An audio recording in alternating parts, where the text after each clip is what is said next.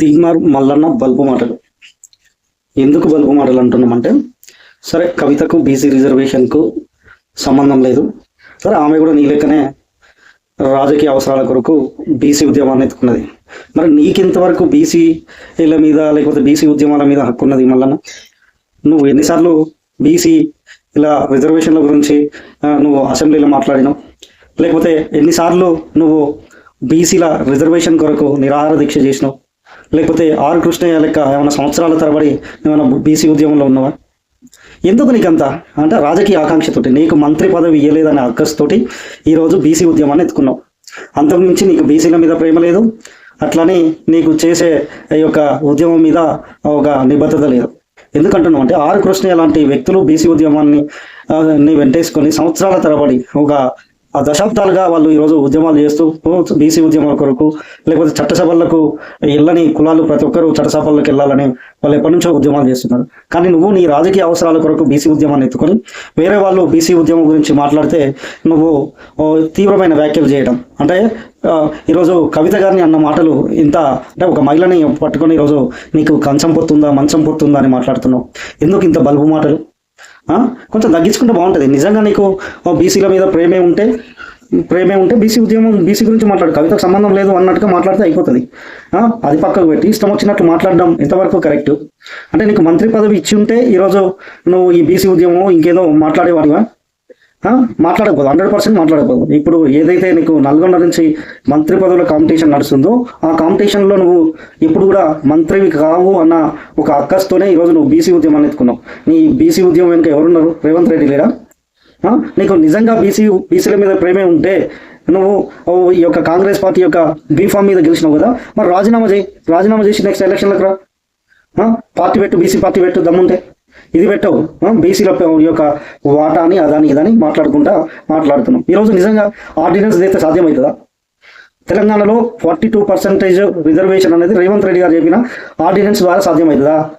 నవ్వుతున్నారు ఎవడైనా? కనీసం చట్టం తెలిసినట్టు ప్రతి ఒక్కరికి ఆర్డినెన్స్ తెస్తే అది సాధ్యమయ్యే పని కాదని అందరికీ తెలుసు. ఈరోజు 42% రిజర్వేషన్ అనేది ఇస్తే తెలంగాణలో అది ఈ యొక్క 50% క్యాప్ లిమిట్ అనేది దాటిపోతుంది. సుప్రీంకోర్టు గైడ్లైన్స్ ప్రకారం 50% కంటే ఎక్కువ ఈడబ్ల్యూఎస్ కాకుండా రిజర్వేషన్ ఇవ్వడానికి వీల్లేదని సుప్రీంకోర్టు చెప్పింది ఇందిరా సాహ్ని కేసులో. ఇప్పుడు దాని గురించి అంటే ఇప్పుడు ఆర్డినెన్స్ తీసుకొచ్చినంత మాత్రం ఏమైతుంది? కేంద్ర ప్రభుత్వం అనుమతి లేదు. కేంద్ర ప్రభుత్వ అనుమతి వస్తుందా? ఎట్లా వస్తుంది? ఆల్రెడీ మహారాష్ట్రలో కూడా ఇట్లనే మన లెక్క బిల్లు చేసి పంపించారు, అది కోర్టు కేసులలో పెండింగ్లో ఉన్నది. సెంట్రల్ గవర్నమెంట్ 9th షెడ్యూల్లో పెట్టట్లేదు. రాజస్థాన్లో అట్లనే ఉన్నది, ఛత్తీస్గఢ్లో అట్లనే ఉన్నది, జార్ఖండ్లో అట్లనే ఉన్నది, ఒడిశాలో అట్లనే ఉన్నది, అస్సాంలో అట్లనే ఉన్నది, ఆంధ్రప్రదేశ్లో కూడా అట్లనే ఉన్నది. 7 ఇప్పుడు మనది కలిపితే 8. ఇప్పుడు ఏదో సంకల్ గుద్దుకుంటా పోయి ఇష్టం వచ్చినట్లు ఎవరిని పడతాలని ఆడలను చూడకుండా మొగలను చూడకుండా బల్బు మాటలు మాట్లాడడం ఎందుకు? కవితకు సంబంధం లేదు కావచ్చు, రాజకీయ పార్టీగా అందరూ ఓన్ చేసుకుంటారు అంటే వాళ్ళ జాగృతిలో బీసీలు లేరా? బీసీలు ఉన్నారు కదా. బీఆర్ఎస్ పార్టీలో బీసీలు ఉన్నారు, కాంగ్రెస్ పార్టీలో బీసీలు ఉన్నారు, బీజేపీ పార్టీలో బీసీలు ఉన్నారు. మరి వాళ్ళని అనగలుగుతావా? నువ్వు అట్లనే బీజేపీ వాళ్ళని అనగలుగుతావా? కిషన్ రెడ్డి నాను, రేవంత్ రెడ్డి నాను ఇష్టం వచ్చిన మాటలు మాట్లాడుకుంటా రిజర్వేషన్ ఈయన సొత్తు అయినట్టు, ఈయన ఇంట్లో నుంచి ఇచ్చినట్టు, ఈయన పోరాడితే వచ్చినట్టు బిల్డప్లో ఎన్ని సంవత్సరాలు ఎన్ని ధర్నాలు చేసినావు నువ్వు? ఎన్ని నిరాహార దీక్షలు చేసినావు బీసీల కొరకు? ఏ ఉద్యమాలు చేసినావు? ఏ అసెంబ్లీ ముట్టడి చేసినావు? ఏ పార్లమెంట్ ముట్టడి చేసినావు? చెప్పు మళ్ళా. ఎన్నిసార్లు చేసినావు నువ్వు తెలంగాణ ఉద్యమం? ఏదో యూట్యూబ్ ఛానల్ పెట్టుకొని పొద్దుటిల్లి పైసలు రెవెన్యూ కొరకు, వ్యూవర్షిప్ కొరకు పబ్బం కనుక్కోవడానికి నీ పని నువ్వు చేసుకుంటున్నావు. నువ్వు ఛానల్ పెట్టిన చాలామంది మాట్లాడతారు బీసీ ఉద్యమం గురించి, నేను కూడా మాట్లాడుతున్నా బీసీలకు రిజర్వేషన్ కావాలని. అన్నంత మాత్రాన నేను బీసీ రిప్రజెంటేటివ్ అయిపోతానా? లేకపోతే బీసీ ఉద్యమం అనేది నా సొత్తు అయిపోతుందా? కాదు కదా. కొంచెం మాట్లాడేటప్పుడు జాగ్రత్తగా మాట్లాడితే మంచిది. బీసీ రిజర్వేషన్ అనేది ఆర్డినెన్స్తో సాధ్యం కాదు, రాష్ట్ర ప్రభుత్వం దాన్ని ఎంతో తీసుకోవాలి.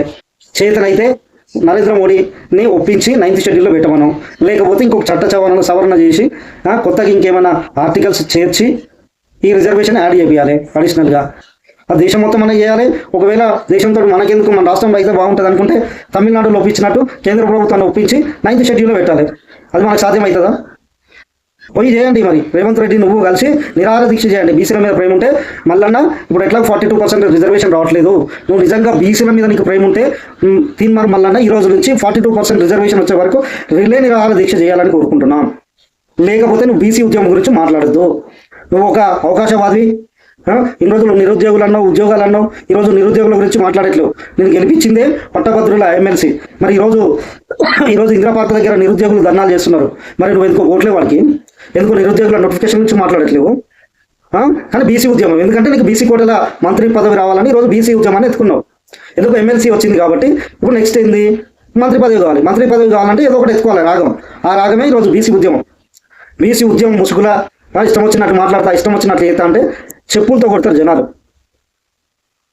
కొంచెం నోరు అదుపులో పెట్టుకొని చేస్తే మంచిది. మళ్ళీ నీ మంత్రి పదవి కొరకు బీసీ ఉద్యమాన్ని అడ్డం పెట్టుకోకు. నిజంగా బీసీల మీద నీకు ప్రేమే ఉంటే ఈ రోజు నుంచి నిరాహార దీక్ష చెయ్యి. నేనెందుకు చెప్తున్నా అంటే నువ్వు అంటున్నావు నేను బీసీ ఉద్యమాన్ని నువ్వే నడిపిస్తున్నావు అంటున్నావు కాబట్టి నేను నిరాహార దీక్ష చేయమంటున్నా. నిన్ను అడగడానికి నేను ఎవరంటే నీకు ఓటేసినటువంటి నిరుద్యోగుల్లో ఉన్నటువంటి వ్యక్తులు మేము. నువ్వు ఎక్కడి నుంచి అయితే గెలిచినావు, నల్లగొండ పట్టభద్రుల నుంచి, అక్కడ ఉన్నటువంటి ఓటర్ని నేను. ఈ యూట్యూబ్ ఛానల్ ఇవి పక్కన పెడితే నీకు ఓటేసినటువంటి వ్యక్తుల్లో నేను ఒకనే. సో నోరు అదుపులో పెట్టుకొని నీకు నిజంగా చిత్తశుద్ధి ఉంటే బీసీ ఉద్యమం మీద నిరాహార దీక్ష చెయ్యి. లేకపోతే నువ్వు కాంగ్రెస్ పార్టీలో ఉంటే కాంగ్రెస్ పార్టీ సభ్యత్వానికి ఎమ్మెల్సీ పదవికి రాజీనామా చేసి రోజు నీ క్యూ న్యూస్లో మాట్లాడుతూ అదేవిధంగా ప్రజల్లో కూడా అవేర్నెస్ కల్పిస్తూ బీసీ ఉద్యమాన్ని ముందుకు తీసుకోవు. కానీ బీసీల పేరు చెప్పుకొని నీకు పబ్బం గడుపుకోవడానికి, నీ యూట్యూబ్ ఛానల్లో వ్యూస్ పెంచుకోవడానికి తెలంగాణ ఉద్యమాన్ని వాడుకోవద్దని తీన్మార్ మల్లన్నను కోరుకుంటున్నా.